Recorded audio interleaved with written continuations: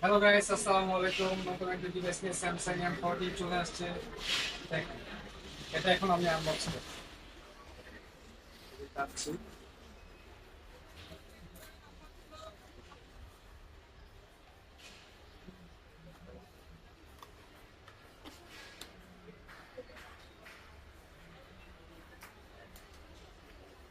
Wow, চমৎকার একটি colour. এটার কালারটার নাম হচ্ছে ব্লু।